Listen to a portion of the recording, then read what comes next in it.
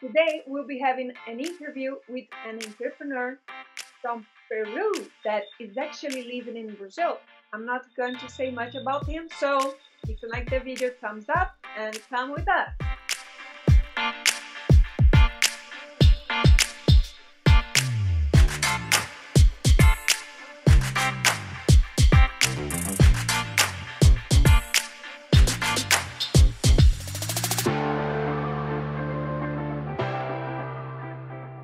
Hello, Rolando. How are you doing tonight? Nice to have you here. Hi, Marcela. It's a pleasure. I'm so happy to be here and with your community. For me, it's a great space to chat a little bit about living here in Brazil, about the things that I find here in São Paulo. Also, I'm so happy, and thank you so much for the invitation. So thank you for being here. Actually, I would like you to introduce yourself, but actually, I would just say a few words for you. Rolando was my Spanish teacher, and I used to say that he's much more than that. He's a psychologist, a therapist, because when you are in some level of it, he starts to be your therapist. Like you want to take the conversation classes with him, and you feel so great about it. So let's do it, Rolando. Thank you for being here. It's my pleasure to have you here and share a little bit of your fantastic story. And for me, you're a very courage guy. But let's see what people think. Can you tell me a little bit of your background? Yeah, well, as you said, I'm from Peru. Actually, I'm from Cusco, the city that is really close to Machu Picchu. Our postcard in Peru is the most famous place. But I grew up in Lima, where I studied the elementary, the high school, and the university. Well, talking about myself, I'm graduated in political science from Pontificia Universidad Católica del Perú. It's like Puki here, but from Peru. And then I specialized in public policy. During the university, I had the opportunity to be part of the research group in the School of Government of my university, where we were researching about state capability. And in that time, I also had the opportunity to present something about my undergraduate thesis. After that, I worked for the Ministry of Education in Peru. I was monitoring the public budget for education in Cusco. And time later, I participate in a World Bank competition called Ideas for Action. And it was really, really important step in my career because three friends of mine, Alice, Eugenia, and Diana, we present a project for that contest. And that contest was talking about how to decrease the poverty by empowering mining communities. And it was a really great experience for me because it was the first time that I was presenting something in English, also for an important organization like the World Bank. Also, I traveled to Washington, D.C. to present that. And it was really great, really great. I had the opportunity to meet different people. Also, my friend, my best friend now, Alex Spirit. That's good. Wow, I didn't know about that actually. That's a little bit of surprise. I didn't know was that a humongous project that you have participated on. So your background was all focused in politics, pretty much, like studying it, communities, and things like this. But when you realized that you liked politics, because I'm just thinking here, okay? You are from Yeah. Cusco. How long is Yes, Cusco from Lima? but it's like 24 hours by bus and 1 hour from by plane. Is a little bit distance in between Okay, Cusco and Lima. okay, got it. And how it was? How did you realize that you want to go for politics? Like a study, research, and work with it. Yeah, actually, at the beginning, I entered to the economics because I decided to work with economic in my country because that was a way to enter to the public policy.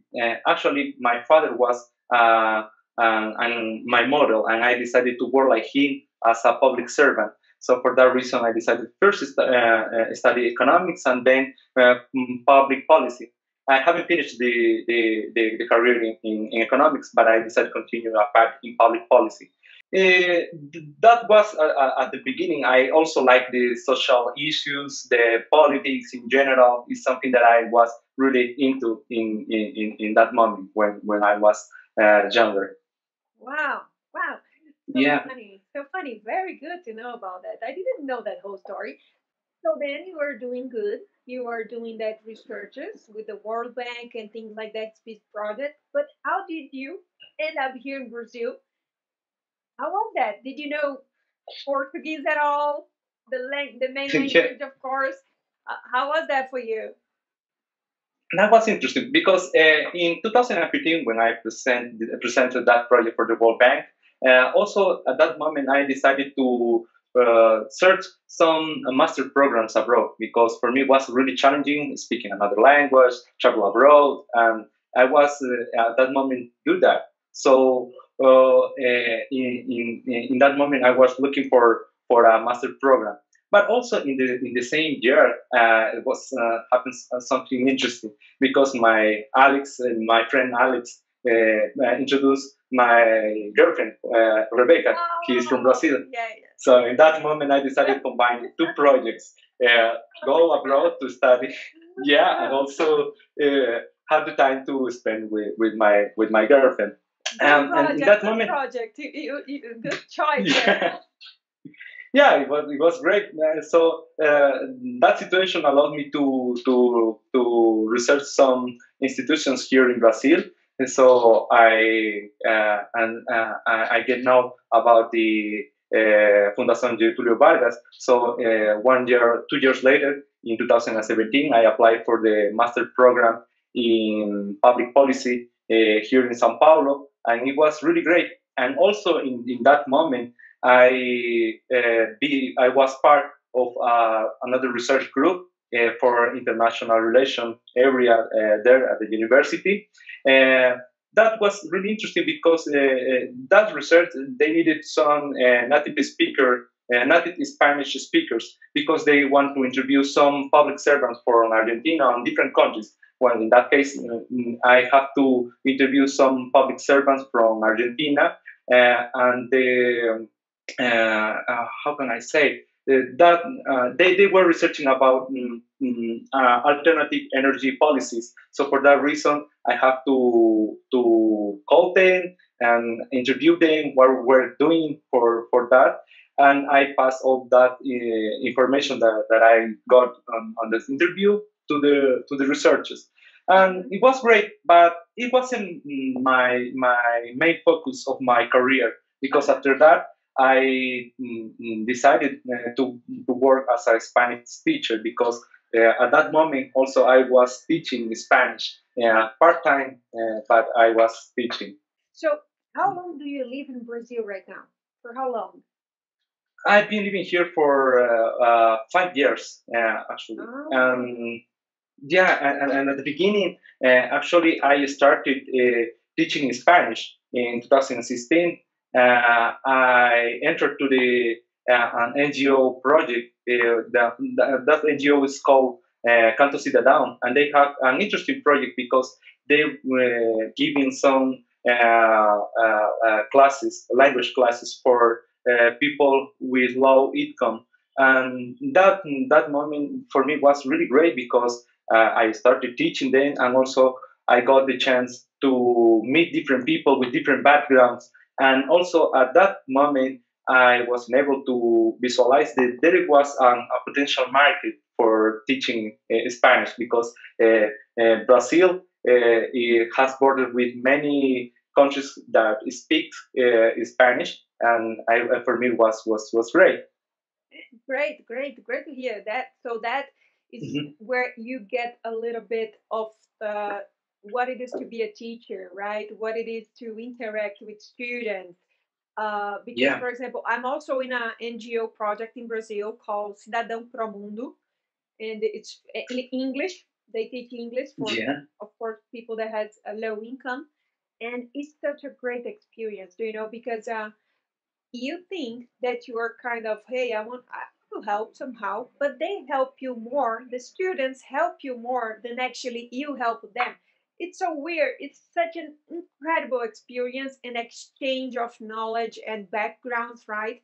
You get to know Yeah, more of a different culture because I believe actually, that we live in a bubble, right?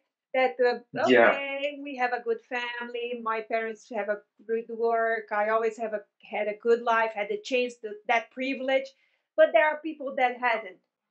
So Orlando, and how was that career swap for you? Because you were in the university, the academics, pretty much as a researcher in a fantastic institution here in Brazil that is FGV. And how did you decide to turn the key to becoming an entrepreneur in as a Spanish teacher, like to open your own business? How was that for you? well, after that experience teaching at the NGO, I visualized there is a market, as I said. And at that moment, I decided also to be a part time Spanish teacher. And it was going well because I received many requests from different people, from different institutions. And I decided to invest more in my own brand, espanol.macanudo. When I decided that work with Español Macanudo, I decided to invest on my website. I created my website, explaining a little bit who I am, what I'm doing here, what was these classes with Español Macanudo. Also, I decided invest time and effort in my own social media profiles like Instagram, Facebook, and LinkedIn. And that moment, Español Macanudo started to take off. So I decided also to rent a space in WeWork. And also that allowed me to reach new different students from really important companies like Google, Facebook, and Apple. And now they are my students. And it was really great. For me, was really, really interesting. That's why, because I visualized there is a potential market. And also, I keep in and doing this teaching Spanish for professionals and executives. Yes, yes, I think it's great. And you need to tell me something. What Yeah, does Espanhol Macanudo means? Translate that cool. for in English. Yeah, español macanudo. Español means Spanish, as you said, and macanudo means cool. And español macanudo is all the vision that I had with this project. Spanish is a great language. It's a cool language, and you can have fun speaking Spanish. And it was something that I giving in the classes with some jokes, with different kind of situations that I have Words, with them yeah, yes. words, especially with words. We have Yeah, totally. many, yeah, So fantastic to hear that. And I remember that the time that I looked for you and I get to know you, one of the things that I was looking for in a Spanish teacher was a yeah, native Spanish teacher because, I used to deal with countries of Uruguay, Paraguay in my previous job that I really want to give some training, some yeah, seminars in Spanish, and you were there to help me out in preparing those presentation and doing my speech and practicing it. It was so important to me that time. So what kind of type of students are you focusing on? More professional line, you still like that, or do you have a different type of, I don't know, area segments that you actually work upon, individual or groups? yeah. I'm working with some companies. I give company in company classes. It was really interesting for me. As I said, I got the chance to give some classes from people from Google. I go to the Google office here in São Paulo. All of that office were really close to my space in WeWork. And yeah, as I said. I decided to invest more in the professional segment of the students because I think we have many things in common. Because also I'm a person who comes from the how can I say, from this office, and I know many words, many situations that they have. I know how to you feel when you have to make a presentation, an important presentation, and I help, as you said, organizing these presentations. Um, Another thing that I like to work with professionals, because I'm really involved with their histories and their backgrounds. For example, something that I remember now, I got the chance The therapist. to Do you see the Spanish yeah, teacher therapy? Come on. Go ahead. yeah. I was really involved with the history of my students, and I like to help them. For example, something that I really liked it was when one of my students decided to move to Spain, and I helped with all this process, and it was really great because I know how it is feels, because you have to leave your country to move to another country with different cultural things, with different food, many things. And for me, it was really great. And now my student Thaisa is living there, working there, and also I'm here working in Brazil, and I feel so happy to that I be part of that. And for Wow. me, it was really Yeah, great of that I course. was part of that. Yeah, So grateful. It's like gratifying to have that, right? When you can really help yeah, someone to achieve what they want. And it's amazing the case of success you have back there. And let me tell you something. I think espanhol.macanudo, it's a great platform. You could do much more with that, right? You could invest even more in that, because I believe, yeah. as you mentioned, that there is a huge field market over it. So, do you have any futures planning? Well, all this pandemic situation was really hard for me, for many teachers, I think. But also at the same time, I was prepared for this change Hmm. with the online classes, because before of the pandemic, also I was giving online classes from people from different cities in Brazil. I had some students from Natal, from Nordeste, from Rio, from Curitiba, from different places, and I was prepared for that situation.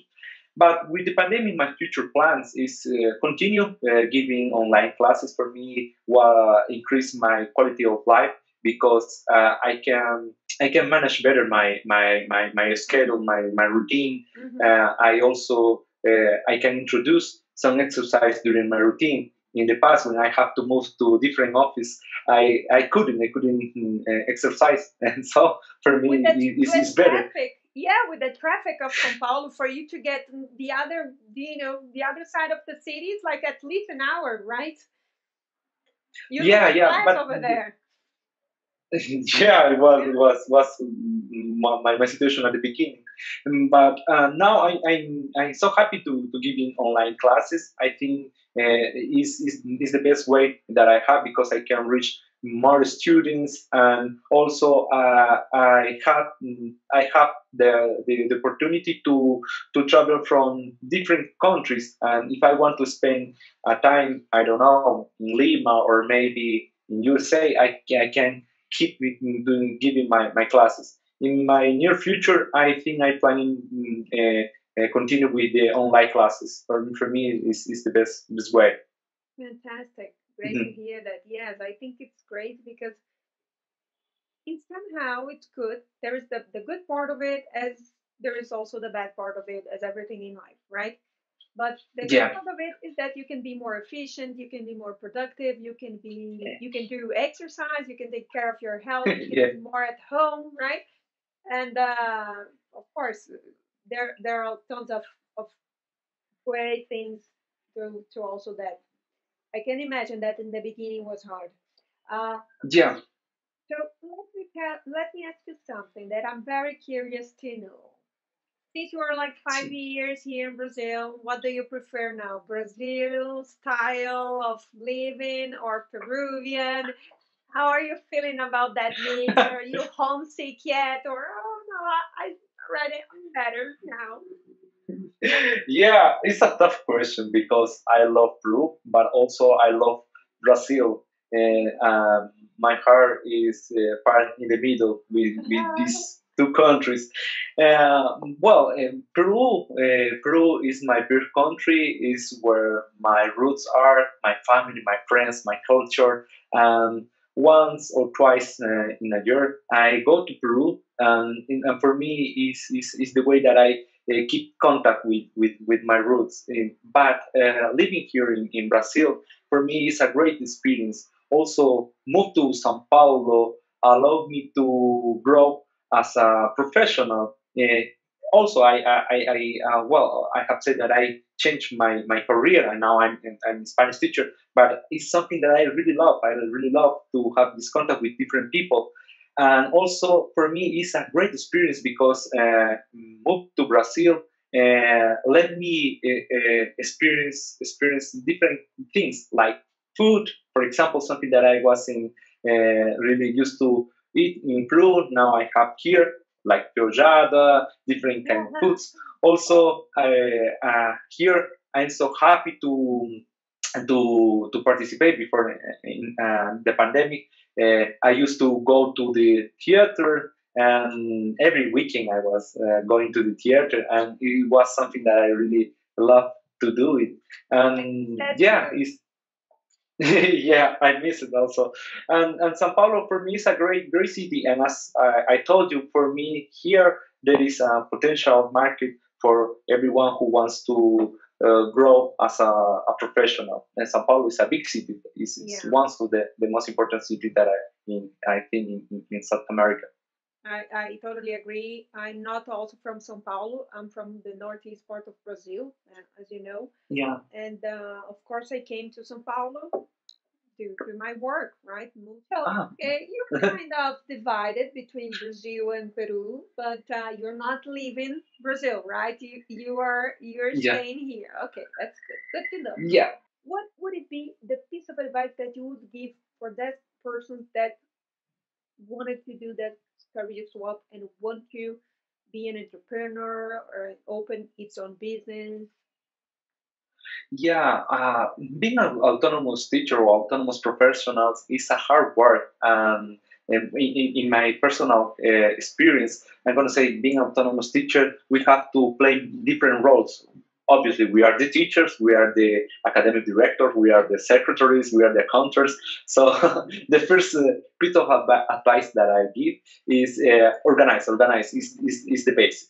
In order to get that, I suggest to have some different tools like Excel spreadsheets or maybe in Google Cloud spreadsheets is really good to organize your accounts and also plan your expenses for the next month. And you are gonna visualize if you are able to invest in different kind of things. It's really great. It's really important actually to have this all organized. And also, if you want to be autonomous, another important thing that you have to do is have a digital presence, important digital presence, because it's the way that you are going to be find it. And it's the way that you have to mark your presence. In my case, for example, I decided to invest in my own website, also my profiles, and that's allowed me to get new different students. And that is the most basic important piece of advice that I will give for the community who are planning to make this swap. This is the most important things. Because it's so good to when we work in something that we are passionate about it, isn't it? And Yeah. you are I'm suspicious to talk about it, but you are a fantastic teacher. We see that you love giving classes, and the classes with you were never boring. Were always funny and engaging and connecting, and I came out of it happy. It's so weird. And of course, I was achieving my objective that was to get more practice in Spanish and things like this. But that's a really Yeah, good piece of advice because the person needs to be somehow a little brave, a little courageous, doesn't it? To, hey, this is not really going well, or really, I'm very upset with my job. Maybe if yeah, I paint some pictures, or if I am a photographer or whatever, maybe I will leave that job behind and I will start my new career, as a part time, and maybe so yeah, your experience, it's I really like it because of that. You were doing things accordingly, and you had the vision, right? You saw that in the website I could get more into companies, and I could enter in this digital world. It's going to make some difference in my portfolio and things like this. So that's a really good thing also that you did over there, right? Again, for people that want to learn Spanish, or I never speak Spanish before, I have never done classes before, or maybe yeah. I know a little bit, but I really need to have that professional Spanish. What would you suggest? Where this person should look for, should do, should be focusing? What would it be your advice for that? Yeah, I think for to in order to speak Spanish professionally, I think you need to visualize that objective really clear. It's really important because on your way probably you will miss focus on that. For that reason, I suggest, for example, try to plan to visualize your objective with achievable goals. For example, first thing that I need to do is have a presentation for my company in 2 months. In order to get that, you are going to organize your study routine because every day you are going to research some words, expand your vocabulary. You're going to train and you're going to practice with that. Another thing, because I realized, is it's really important to get contact with the language every day. At the beginning, probably you're going to speak Portuguese. It happens to me, Yes, but it's okay. It's I okay. still do. Yeah, and but that allows you to have confidence in speaking in front of different people, and it's really important to have that. And also, I suggest to organize your daily routine and put the Spanish in that routine. For example, another thing that can help you with that is listening every day. A podcast, a Spanish podcast, Yeah. in a topic that you really like or you really get into. So for me, is something that helps a lot. Another thing that I did before to came to Brazil, for example, I decided to listen every day radio, Brazilian stations. I used to listen Boixá in band news radio. It was really great, and that helps me a lot to improve my abilities with the Portuguese. And it's the same advice that I give to my students. Uh-huh. Have this context with that. Yes, but you mentioned the most important thing, that the person needs to have an objective, right? Oh, I want to Yeah. Spanish. I want to learn Spanish. Why? Right? Hmm. I want to be fluent. So you have to always, as you mentioned, Hmm. focus on your objectives. What are your goals? What you want to achieve when? Because if you not do that, it will be something like not coming out of the place as you're supposed to, like, and you wouldn't be focused as you were supposed. And of course, language, it's a daily thing, isn't it? If you stop speaking, for example, Portuguese for a week, and then you start speaking again, maybe you feel like that, don't you? Yeah, for example, for me it was really challenging speaking here in English because it's not something that I'm doing every day. But I say it's the same. You need to practice every day Spanish or Portuguese or another language because you will feel more confident in speaking. And it's like running. I think you stop running, you probably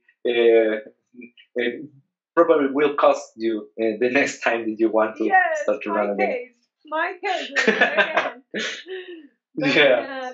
thank you very much, Rolando. This was so inspiring to hear you. I'm a big fan Mhm. of your work, who you Thank became, you. and what you did with the espanhol.macanudo. I will leave the link below in the comments, video comments, so people can have access to it and kind of to know, get to know your platform, maybe change some ideas, maybe not Mhm. only students but also professionals that would like a piece of advice and to get some tips. Yeah, thank you, thank you. Well, I'm so happy also to be here. It was a really nice interview. I'm so happy to have this space to exchange a little bit of my experience, to share my experience. And also, I'm so happy to watch the other interviews. For me, are really, really good. That project that you're doing, and also let me congratulate you for that.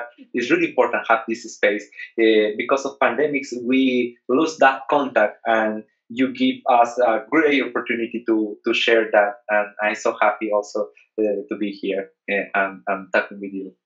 thank you very much, Rolando. And this is all about linking heads, right? You are like a autonomous professional. I work in a multinational companies, and we have our connections, and we exchange experience, knowledge, and this is life. I really miss that. That bumping theory, as I mentioned in one of my previous videos of getting to know Yeah. new people, and I really miss that. But it was a great pleasure for me to have you here and to have you as a member of our LinkedIn community. Hope people enjoy the video. And if you do enjoy the video, thumbs up, subscribe to our channel so you can be aware for our next content. Okay? See you later then. Thank Yeah. you, Rolando. See Ciao, you. Bye ciao. bye. Bye bye. Ciao.